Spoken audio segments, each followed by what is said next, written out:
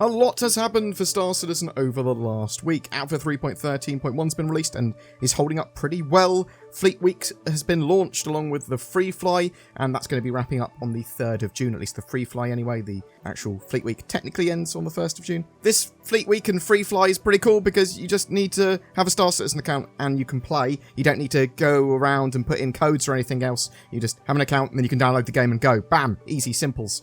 You be sure to check out the Javelin Tour Expo halls out on New Babbage, the Bengal and Fleet flybys, and the ship sales that change every 48 hours throughout Fleet Week. There are capital ships up for sale in waves as well on the appropriate days. At time of recording on Sunday the 23rd of May, we have Aegis at 4 PM UTC going live with their capital ship sales. So like the Javelin and the Idris and cool stuff like that.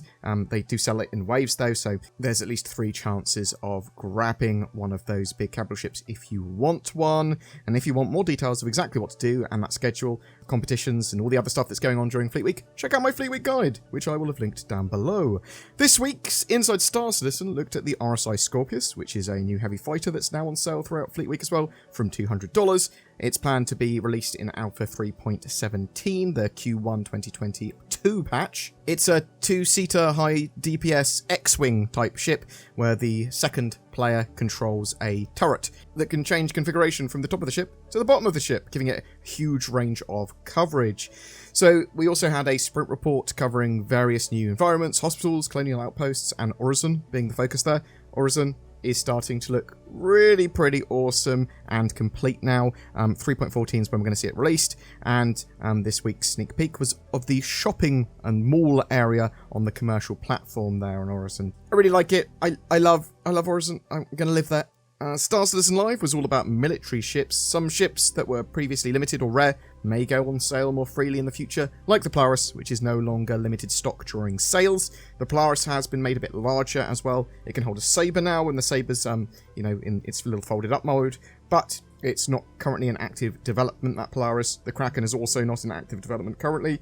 The military ship range is planned to get larger in the future. One of the more juicy bits, actually, that was saying that we could potentially have a turret, and if that turret can be controlled by an AI blade, or an AI blade could slot into it, then it could probably also be slaved to the pilot. Sort of just reiterating the fact that some turrets on ships, you'll go, well, actually I need a second person to run this. Sometimes you'll be able to slave them to the pilot, but we'll have to wait and see exactly what ships that is going to be on. It's dependent on tech, it's dependent on a few things, it's dependent on whether that ship is suitable for it, because it's not just going to be on every ship. You go, well, we've got a turret, I can just slave it. That's not going to be the case. The Genesis Starliner is planned to get some variants in the future. The Pegasus, sort of like escort carrier, is not in active development and will not be part of Squadron 42 Episode 1, which is why it's not in active development. The Carrack will get its antenna that people want it to have when we have jump points in the game, I think they said. The Javelin is not finished yet, even though obviously it has some interior and is sort of flying around the verse. It's not ready for player hands and it needs some more work. Scanning updates are going to allow for deeper stealth gameplay. The M2 might get a little internal update in the future. They talked about kitchens and food areas and things like that, but expect something very small if it does. Improved life support systems will be a feature of dropships, to support the crew while they're sitting on it. Physicalized damage and other balance changes are going to happen in the future. That's going to affect combat quite heavily. The time to kill in Star Citizen isn't supposed to be super quick when you're on the ground or when you're shooting another ship. In fact, they sort of said that if you are Igri skilled and you're both in the same or similar ships, they want dogfighting to be around 2 minutes of combat, sort of like each engagement there, before you can decide a winner or there's a kill. That sort of thing. That's their sort of balance goal. Modules and additional customization for ships is being worked on, but requires tech they are finishing off at the moment. There was a roadmap update as well, so they are expanding out the roadmap to Q1 2022 and the 3.17 patch. However, it's not to the downstream teams. There's a lot more teams to be added and features to be added here for Q1 2022. There were some notable changes as well. There's been some delays, there's been some additional features, there's been some movement of features in patches. Capacitor gameplay and planetary volumetric clouds were added to 3.14, both of which I'm really looking forward to. Planetary volumetric clouds could be very much so, weather clouds sort of thing. And capacitor gameplay is going to be a huge change to combat and dogfighting and that sort of stuff. The Hull C is planned for 3.16 at the end of the year. That's something that people will be very excited about, I suspect. Medical gameplay and inventory were moved to 3.15. Salvage was moved to 3.16. That's pretty disappointing, but still this year. A load of stuff was added to the progress tracker as well. The Hull D, the Hull E, Lava Tech, derelict ships, AI updates, and a huge amount more. Boom! That's it for this week's news. Make sure you play some Star Citizen during Fleet Week and the Free Fly. Get some people to have a look, even if it's just as a tourist, even if you're just like, I just want to check out, see what's new. Let's have a look at what this sort of event can do. Oh, it's quite fun.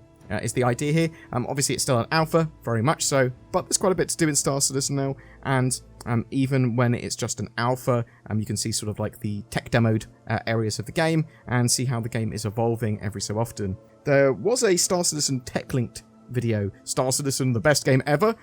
That video came out within the last few hours, and I thought it was a reasonable assessment of the game, especially from the perspective of people that want it to succeed, but don't follow the progress constantly, and want to have a balanced opinion on some of this stuff, where they go, well, I mean, it could implode. It might not be as good as they want it to be, but there's a load of fans, and there's a load of progress, and it's not a scam, and this is the sort of like dissenting opinions, and this is sort of some of the dissenting community, and this is some of the White Knight community, and it was quite nice. It was quite balanced, and it sort of like showed all elements, and yeah, I was pretty happy with it, and I think maybe you will too. Also, I feature in that video for a few seconds, and I'm beautiful. But I'd love to know your opinions. Have a watch of that video. Tell me what you think. Have you been playing around in Fleet Week? What's 3.13.1 like for you? Are you looking forward to a particular ship? What do you think of the RSI Scorpius?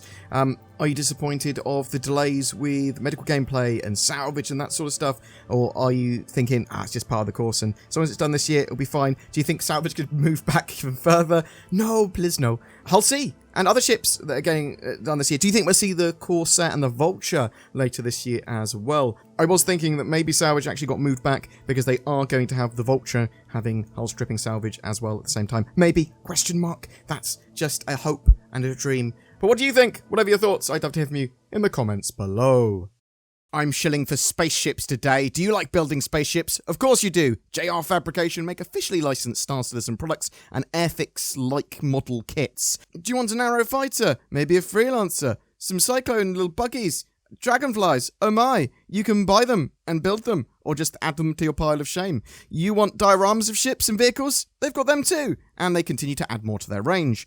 Follow the link down below to jrfabrication.co.uk/board to see all of the wonderful products they have on offer, and use the code BoredInvictus to also get some exclusive Fleet Week recruitment propaganda A3 art prints with each of your orders. Ooh. Oh, what's this? I just found all your search history online. You filthy boy, buying spaceships and going on Ship Hub. Zin, show a picture of a sexy ship or something. You should have used NordVPN. It's a VPN, obviously, and it has my seal of approval because I shill for them. Use the links below to get a discount and help protect your data, identity, privacy, and to help with online accessibility.